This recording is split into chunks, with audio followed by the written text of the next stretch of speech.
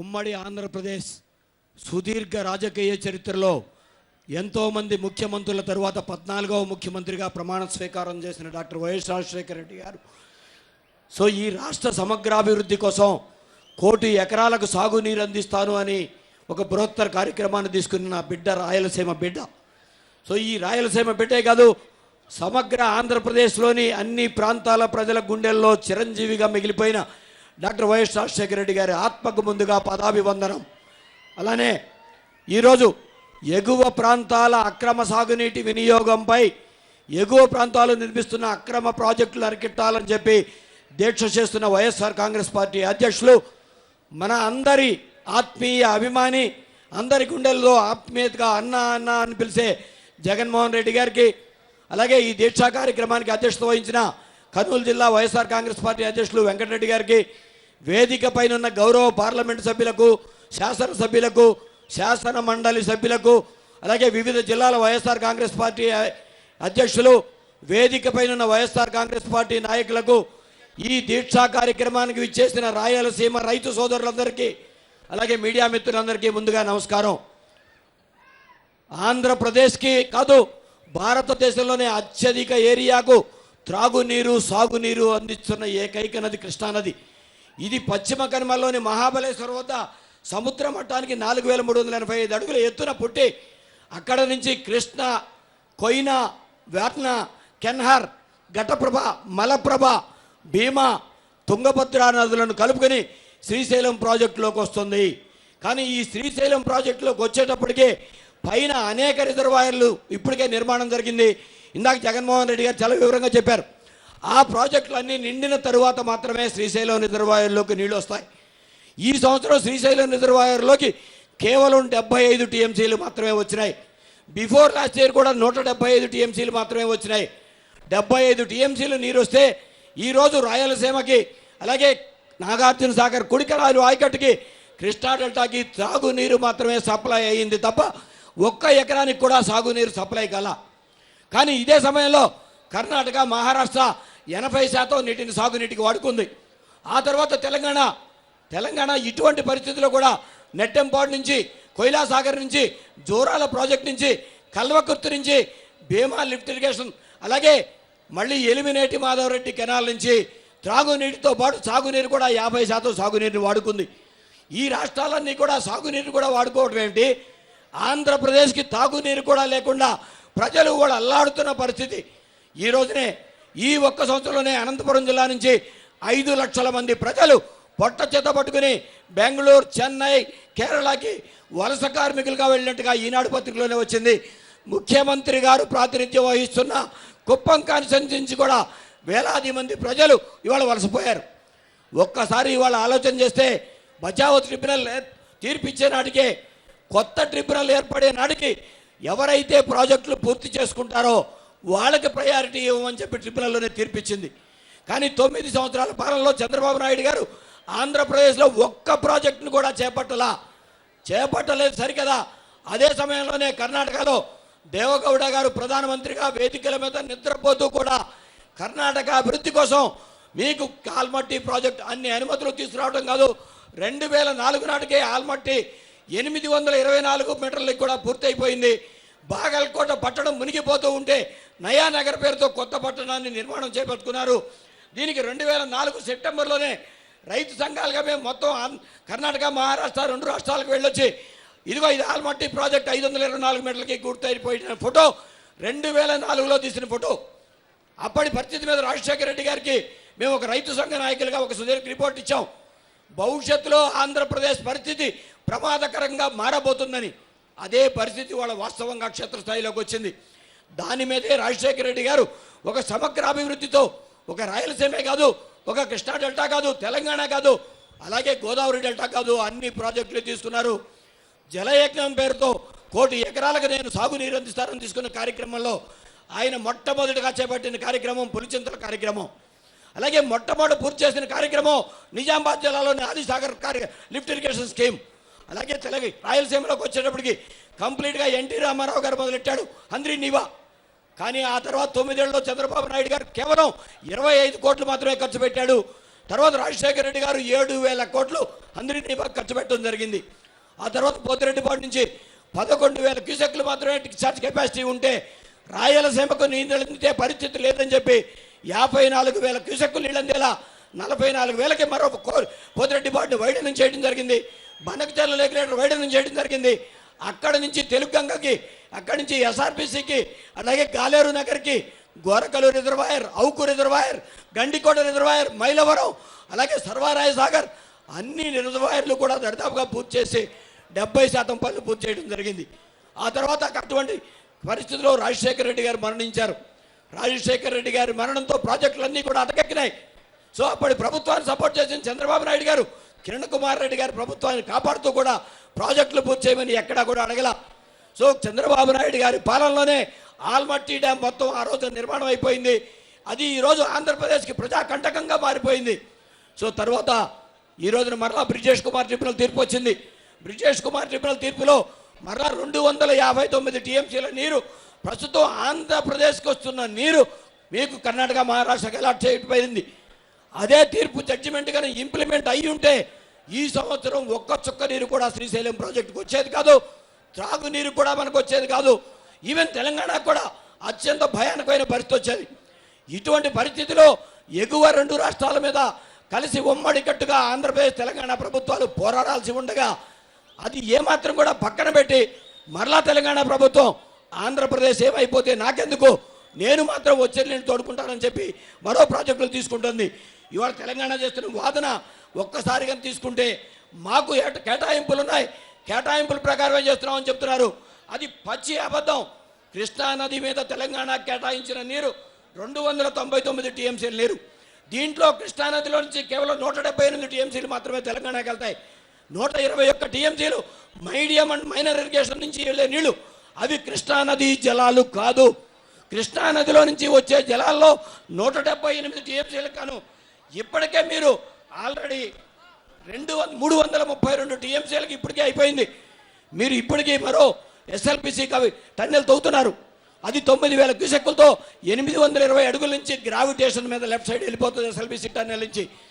SLPC నుంచి వాళ్ళు మీరు తోడుకుంటే కలకొత్తిని పెంచుకుంటున్నారు, నెట్టెంపాడిని పెంచుకున్నారు, కొయిలాసాగర్ పెంచుకున్నారు, భీమా నుంచి వాడుకుంటున్నారు, అనాథరాజుడుగా ఎలిమినేట్ మాధవరెడ్డి కళ నుంచి వాడుకుంటున్నారు.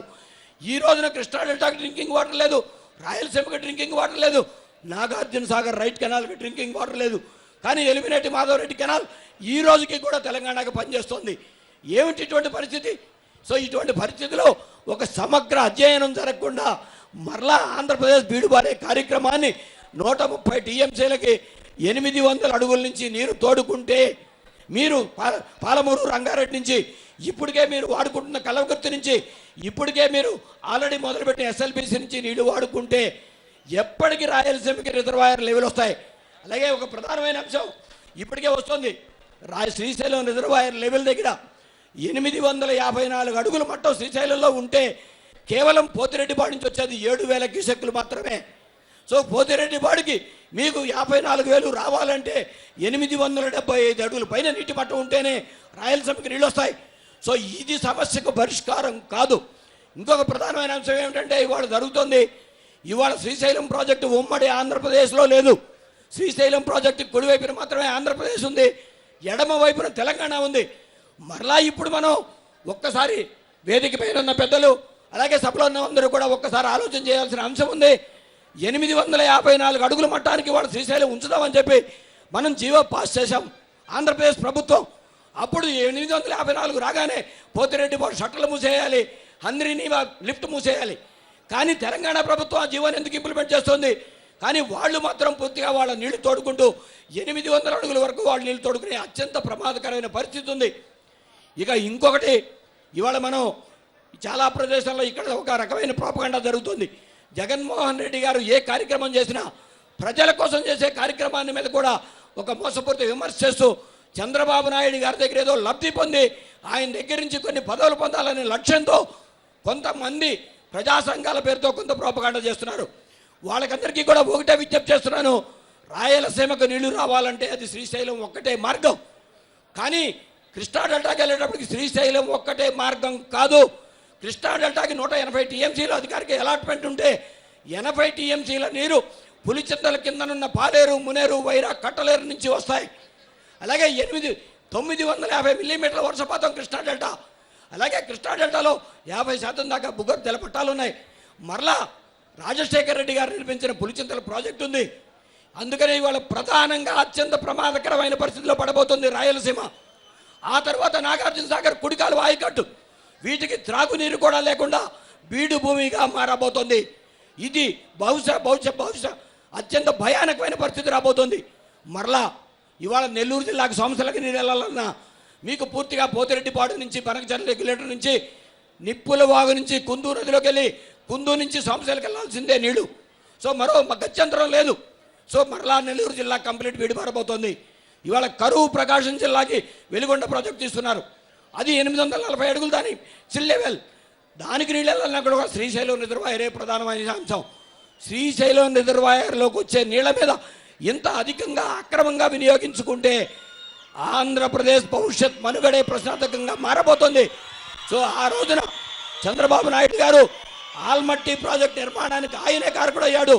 మరలా ఈరోజు మీరు ఒక్కసారి అబ్జర్వ్ చేయండి, గవర్నర్ గారి దగ్గరికి వెళ్ళి మొట్టమొదటిగా పాలమూరు రంగారెడ్డి స్కీమ్ మీద మన నిరసన తెలియజేసిన జగన్మోహన్ రెడ్డి గారు మాత్రమే. మరలా జగన్మోహన్ రెడ్డి గారి దీక్షకు పిలిపించిన రోజు సాయంత్రం చంద్రబాబు నాయుడు గారు కేబినెట్ మీటింగ్ పెట్టి కేంద్ర ప్రభుత్వానికి ఒక లెటర్ రాశారు. అంటే ఏమిటి, జగన్మోహన్ రెడ్డి గారు దీక్షకు పిలిపించిన తర్వాత మాత్రమే మీకు పాలమూరు రంగారెడ్డి స్కీమ్ గుర్తొచ్చిందా? జగన్మోహన్ రెడ్డి గారు దీక్షకు కూర్చున్నాక మాత్రమే మీకు ఇవన్నీ గుర్తొచ్చినాయా? ఒక్కసారి చరిత్రలోకి వెళ్తే 2004 మే నెలలో రాజశేఖర రెడ్డి గారు 2వ వారంలో ప్రమాణ స్వీకారం చేశారు. అప్పుడు కూడా ఇదే పరిస్థితి ఉంది. ఆంధ్రప్రదేశ్ శ్రీశైలంలో నీళ్ళు లేవు. కానీ జూన్ మొట్టమొదటి వారంలోనే ఢిల్లీ ప్రధానమంత్రి దగ్గరికి అఖిలపక్షం చంద్రబాబు నాయుడు గారిని కూడా తీసుకుని ఆల్మట్టి నుంచి 10 టీఎంసీలు డ్రింకింగ్ వాటర్గా వదిలించమని ప్రధాని మన్మోహన్ సింగ్ గారి దగ్గరికి తీసుకెళ్లారు రాజశేఖర రెడ్డి గారు. అది రాజకీయ విజ్ఞత, అది ప్రజాస్వామ్య విలువలు. కానీ ఈ రోజున చంద్రబాబు నాయుడు గారు, నేను ప్రపంచానికి పాఠాలు చెప్పిన వ్యక్తి, నేను నాకెవరు సలహాలు అవసరం లేదని అసెంబ్లీ సాక్షిగా మాట్లాడిన వ్యక్తి చంద్రబాబు నాయుడు గారు. జగన్మోహన్ రెడ్డి గారు ప్రతిసారి కూడా మేము కలిసికట్టుగా రావడానికి సిద్ధంగా ఉన్నాం. ఆంధ్రప్రదేశ్ అభివృద్ధి మా లక్ష్యం, ఆంధ్రప్రదేశ్ ప్రజల కోసమే మేము పోరాడుతున్నాం అని అనేక సార్లు ఢిల్లీ మోడీ గారి దగ్గరికి ఆయన ప్రమాణ స్వీకారం చేయకముందే వెళ్ళి డివిజన్ చట్టంలో ఉన్న ప్రతి అంశాలు, పోలవరం నిర్మాణం, అలాగే రాష్ట్రానికి ప్రత్యేక హోదా, వెనుకబడిన ప్రాంతాలకి ప్రత్యేక నిధి ఇవ్వాలని చెప్పి జగన్మోహన్ రెడ్డి గారు మొట్టమొదటిగా ప్రధానమంత్రికి విజ్ఞప్తి చేశారు. ఆ రోజున తెలుగుదేశం పార్టీ బీజేపీతో కలిసిపోవడానికి జగన్మోహన్ రెడ్డి గారు వెళ్ళారని చెప్పి ఒక విష ప్రచారం చేసింది. ఇప్పటికీ కూడా రాయలసీమలో ఎవరైనా సరే, నేను 3 రోజుల పాటు ఇక్కడే ఉంటాను, ఈ సాగునీటి ప్రాజెక్టుల మీద మీకు ఏదైనా సరే అనుమానం ఉంటే ఎక్కడైనా సరే నేను చర్చకు సిద్ధంగా ఉన్నాను. ఇవాళ ఈ తీసుకున్న అక్రమ ప్రాజెక్టులన్నిటికీ కూడా మొట్టమొదటగా బీడుగా పోతుంది రాయలసీమ. ఆ తర్వాత నాగార్జున సాగర్ రైట్ కెనాల్, ఆ తర్వాత కంప్లీట్గా ప్రకాశం జిల్లాలోని మెట్ట ప్రాంతం, ఆ తర్వాతే కృష్ణా డెల్టా. అది మర్చిపోవద్దు. 100 టీఎంసీల నీళ్లు కృష్ణా డెల్టాకి శ్రీశైలం నుంచి వెళ్ళే నీళ్లు కాదు. కానీ మీకు వచ్చే ప్రతి పొట్టు శ్రీశైలం నుంచే రావాలి. శ్రీశైలానికే నీళ్లు రాని పరిస్థితి వస్తే రేపు పాలమూరు, రంగారెడ్డి ఏ చేస్తే కూడా తెలంగాణ కూడా న్యాయం జరగదు. ఈరోజు ఇప్పటికే కృష్ణానది నుంచి కృష్ణా, నీరా, భీమాకి మహారాష్ట్ర ప్రభుత్వం ఆల్రెడీ వాటర్ డైవర్షన్ కోసం టన్నెల్స్ వేస్తోంది. బ్రిజేష్ కుమార్ ట్రిబ్యునల్ అనుమతి కూడా ఇవ్వకపోయినా కూడా వాళ్ళ కార్యక్రమాన్ని చేపడుతున్నారు. భవిష్యత్తులో ఆల్మట్టికే నీళ్లు రాని పరిస్థితి రాబోతుంది. ఆంధ్రప్రదేశ్కే కాదు, తెలంగాణ ప్రభుత్వానికి కూడా అత్యంత ప్రమాదకరమైన పరిస్థితి రాబోతుంది. వీటిని సమగ్రంగా పోరాడాల్సిన అంశం ఉంది. అయితే వాళ్ళు మేము చెప్తుంది ఒకటే, అన్ని రైతు సంఘాలు కూడా రాష్ట్రంలో ఇవాళ ఈ కార్యక్రమాల మూలంగా ఆంధ్రప్రదేశ్ వీడి పారబోతుందని ఏదైతే జగన్మోహన్ రెడ్డి గారు చెప్తున్నారో అది ఆంధ్రప్రదేశ్లోని అన్ని రైతు సంఘాలు చెప్తున్నాయి. అన్ని రైతు సంఘాలు కూడా ముక్తకంఠంతో ఎవరైనా సరే, ఏ రాజకీయ పార్టీ అయినా సరే ఆంధ్రప్రదేశ్ సాగునీటి కోసం పోరాటం చేస్తే వాళ్ళకి మా సంపూర్ణ మద్దతు తెలియజేస్తున్నామని ప్రకటించినాయి. కానీ ప్రభుత్వం మాత్రం అఖిలపక్షాన్ని ఢిల్లీ తీసుకెళ్దామని కానీ, ప్రధానమంత్రి గారి దగ్గరికి మిగతా రాజకీయ పక్షాలు తీసుకెళ్దామని కానీ, రైతు సంఘాలతో మాట్లాడే ఆలోచన కానీ చేయని ఏకైక దౌర్భాగ్యపు ప్రభుత్వం ఇప్పుడు పాలనలో ఉంది. ఇది మంచి కార్యక్రమం కాదు. ముఖ్యమంత్రి గారు దయచేసి ఇవాళ ఒక్క కార్యక్రమాన్ని ఆలోచన చేయకపోతే భవిష్యత్ కృష్ణా డెల్టానే కాదు, ఆంధ్రప్రదేశే కాదు.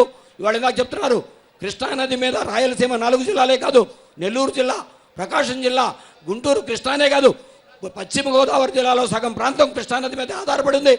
ఏలూరుకి డ్రింకింగ్ వాటర్ కూడా కృష్ణానది మీద ఆధారపడింది. సో మొత్తం ప్రమాదకరమైన పరిస్థితిలో పడబోతోంది. ఇక గోదావరి అంశంలోకి వస్తే మీకు 10 రోజులు 10 లక్షల క్యూసెక్కులు గోదావరిలో వస్తే తర్వాత వారం రోజుల్లోనే 25,000 30,000 పడిపోతుంది. ఖరీఫ్లోనే రబీ పంట కాదు పైన 70,000 క్యూసెక్కుల లిఫ్ట్ ఇరిగేషన్ స్కీములు కానీ గోదావరిలో పూర్తయితే గోదావరి డెల్టాకు కూడా నీళ్లు రాని పరిస్థితి. ఇటువంటి పరిస్థితిలో పోలవరం ప్రాజెక్టు నిర్మాణానికి రాజశేఖర రెడ్డి గారు అత్యంత ప్రయారిటీ ఇచ్చి అన్ని అనుమతులు తీసుకొచ్చి దానికి ఇందిరా సాగర్ అని పేరు పెట్టి శంకుస్థాపన కూడా చేస్తే ఇవాళ డివిజన్ చట్టంలో పోలవరాన్ని మేమే నిర్మాణం చేపడతామని కేంద్ర ప్రభుత్వం ప్రకటిస్తే కూడా ఒక్క అంగుళం కూడా ముందుకు వేయలే వాళ్ళ పోలవరం ప్రాజెక్ట్.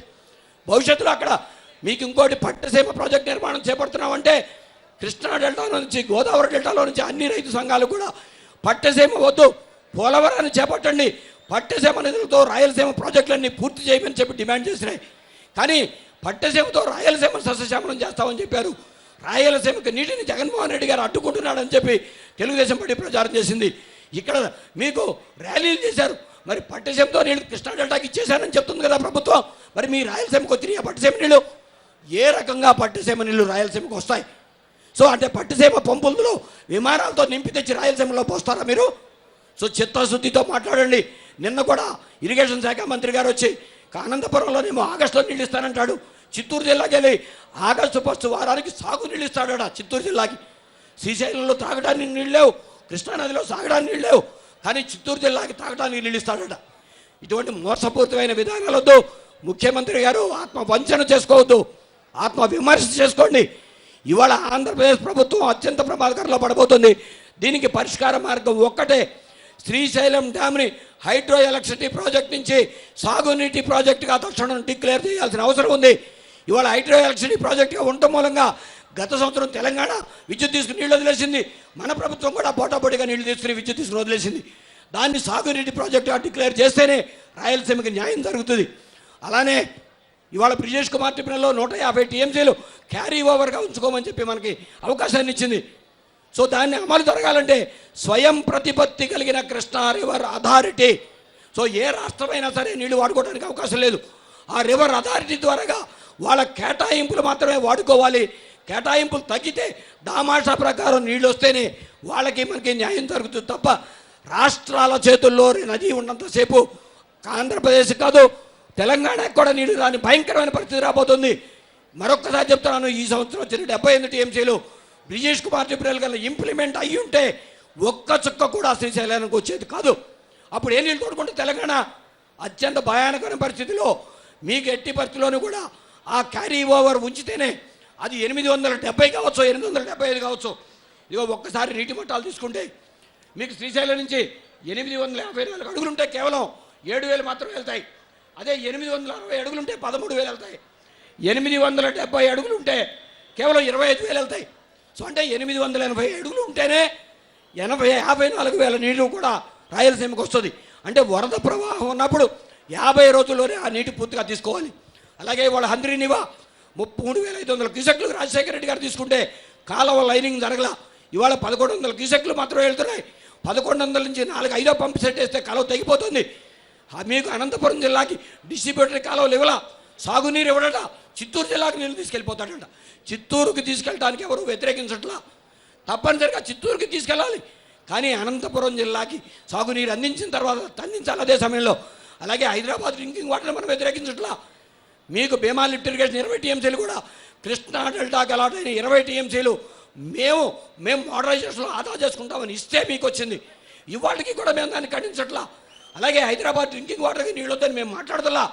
ఆంధ్రప్రదేశ్లో ఏ రైతైనా సరే, అది తెలంగాణ రైతైనా, రాయలసీమ రైతైనా, కృష్ణా డెల్టా రైతైనా, గోదావరి డెల్టా రైతైనా సరే అందరూ కూడా సమానమైన అభివృద్ధి జరగాలి. అందరికీ సమానంగా నీటి వాటాలు అందాలి. అదే వైఎస్ఆర్ కాంగ్రెస్ పార్టీ డిమాండ్, అదే రాజశేఖర రెడ్డి గారి లక్ష్యం. ఆ లక్ష్యం పూర్తి కాకటానికి వైఎస్ఆర్ కాంగ్రెస్ పార్టీ కేవలం రాజకీయ అధికారం కోసం వచ్చిన పార్టీ కాదు. రాజశేఖర రెడ్డి గారు ముఖ్యమంత్రిగా ఉండగా నాకేం వైఎస్ఆర్ కాంగ్రెస్ పార్టీతో కూడా సంబంధం లేదు, రాజకీయాలతో సంబంధం లేని ఒక రైతు సంఘం నాయకుడు నేను. రాజశేఖర రెడ్డి గారు మరణ రోజు నుంచే ఆయన రైతులకు కానీ అనేక ఏ వర్గం దగ్గరికి వెళ్ళి ఆయన చేసిన సేవా కార్యక్రమాలు చూసే ఈరోజు వైఎస్ఆర్ కాంగ్రెస్ పార్టీలో పనిచేస్తున్నాం.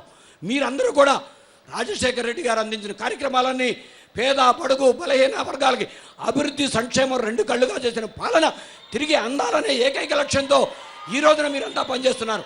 అలాగే మేమంతా పనిచేస్తున్నాం. దీనికోసం ఇది రాజకీయ అంశం కాదు. రాబోయే 3 సంవత్సరాల్లో ఎటువంటి ఎన్నికలు లేవు.